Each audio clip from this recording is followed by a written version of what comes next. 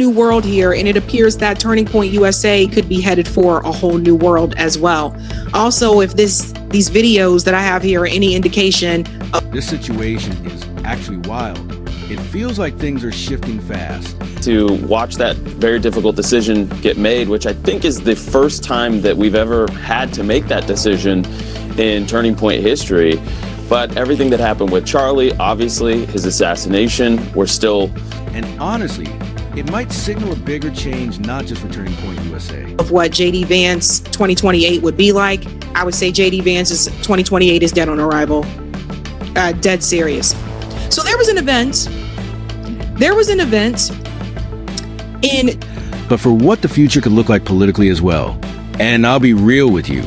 If what we're seeing right now is any preview of potential J.D. Vance 2028 run, then that campaign might not even get off the ground. I'm serious. Georgia, I believe this is at the University of Georgia, and Erika Kirk and J.D. Vance were supposed to co-host that event together. J.D. Vance appeared, but Erika didn't. Erika Kirk did not show up. So here's what went down. There was a major event scheduled at the University of Georgia. Erika Kirk and J.D. Vance were both supposed to be there co-hosting together. J.D. Vance showed up, but Erika didn't. And the explanation? That's where things started to get questionable. At first, it was claimed that Erika received serious threats, and for safety reasons, she had to back out. That's the official story that was being pushed. Andrew Kovitz even addressed the crowd, saying security couldn't guarantee her safety, and that it was a tough but necessary decision. J.D. Vance backed that up on stage too, mentioning he spoke with the Secret Service, and that Erika was genuinely concerned. According to him, the situation was serious enough that they even considered canceling the event altogether. Sounds intense, right? But here's where everything starts to fall apart. Because according to reports from the Secret Service themselves, there were no credible threats tied to that event. None. Let that sink in. So now you've got a situation where the official explanation doesn't match what federal authorities are saying. And naturally, people started asking questions. Even Candace Owens jumped in publicly, basically calling the whole thing out.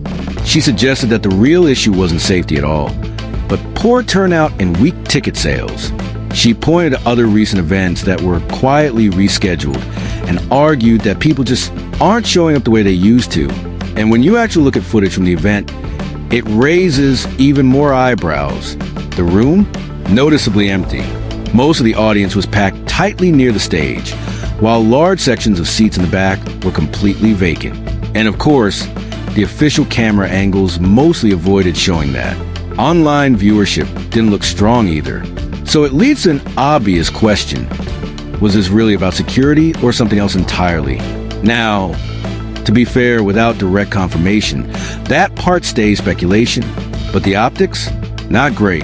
And then there's J.D. Vance's appearance itself. During the event, he got into a moment where he was talking about faith, war, and morality, bringing up examples like World War II and American intervention, but the way he framed it caught attention, especially when someone in the audience shouted about genocide. That moment got tense, because it highlights a bigger issue. Who exactly is he speaking to? The audience in a room, or a broader political and donor base? That disconnect is becoming harder to ignore. So when you put it all together, the questionable cancellation, conflicting explanations, weak turnout, and awkward moment on stage, it paints a picture that's not exactly strong. And if this is the early look at what a 2028 campaign could feel like, yeah, there are going to be some serious challenges ahead. So at this point, the tension in the room is already high. J.D. Vance tries to calm things down. He tells the guy in the audience, "Let me finish my point first, then I'll respond to you." Fair enough. But listen carefully to how he frames the rest of his answer. He goes back to talking about the Pope and says that when religious leaders speak on issues like war, they need to be careful. He brings up the idea of just war theory, saying it's been part of theological discussion for over 1,000 years. Basically, his argument is this: just like politicians need to be careful with policy, religious figures need to be careful with theology. Sounds reasonable on the surface. But here's where people start raising eyebrows. Because critics are looking at this and saying, hold on, You're focusing on what the Pope should or shouldn't say, while completely avoiding the much bigger issue people are shouting about in the first place. And that issue? What's happening on the ground right now? So when he finally responds, a guy in the audience who accused the administration of supporting what he called a genocide, J.D. Vance pivots. Instead of directly addressing the accusation, he shifts the conversation. He starts talking about humanitarian aid. He says when they came in, the situation was a disaster, and claims that progress had been made. More aid, more support, and even references diplomatic efforts tied to Donald Trump. But notice what's missing. There's no direct acknowledgement of the core accusation. No real engagement with the question about ongoing violence. And that's what critics are locking in on. They're saying, okay, yes, aid matters, but bringing up aid doesn't automatically answer concerns about civilian casualties or ongoing conflict. Those are two separate conversations. And by focusing only on one, it can come across like you're avoiding the other. That's why this moment is getting so much attention, because it highlights a communication strategy, one where difficult questions don't get directly answered, but instead get redirected to safer talking points. Then he moves on again. This time, he shifts toward younger voters. He acknowledges that a lot of them disagree with Middle East policy, but quickly pivots to domestic achievements.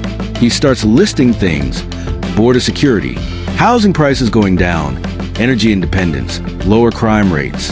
It's a classic move. Change the subject from a controversial foreign policy issue to domestic wins. And again, this is where people push back, because many viewers are questioning those claims too. They're asking, are housing prices really going down everywhere? Are these numbers accurate? Or is this just messaging?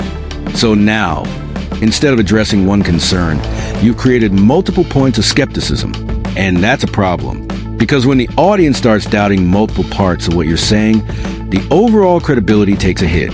By the end of it, his message is basically, you don't have to agree with everything, just stay engaged and support the broader agenda, which politically makes sense, but emotionally, it doesn't land the same way for people who see certain issues, especially humanitarian ones, as non-negotiable.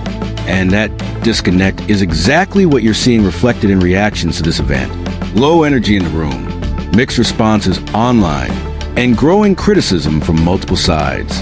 Then you add everything else into the mix: the controversy around Erika not showing up, the questions about turnout, the conflicting narratives, and it creates a bigger picture, one where things don't feel as solid as they're being presented. Now, some people are even speculating that internal politics, donor pressure, or strategic disagreements could be playing a role behind the scenes. That part isn't confirmed, but the timing and optics definitely fuel those conversations. At the end of the day, though, here's what stands out. There's a growing divide between what leaders are saying and what parts of the audience actually want addressed. And if that gap keeps getting wider, it's going to be very difficult to build momentum going forward, especially when you're already seeing polling and public reaction trending in a certain direction.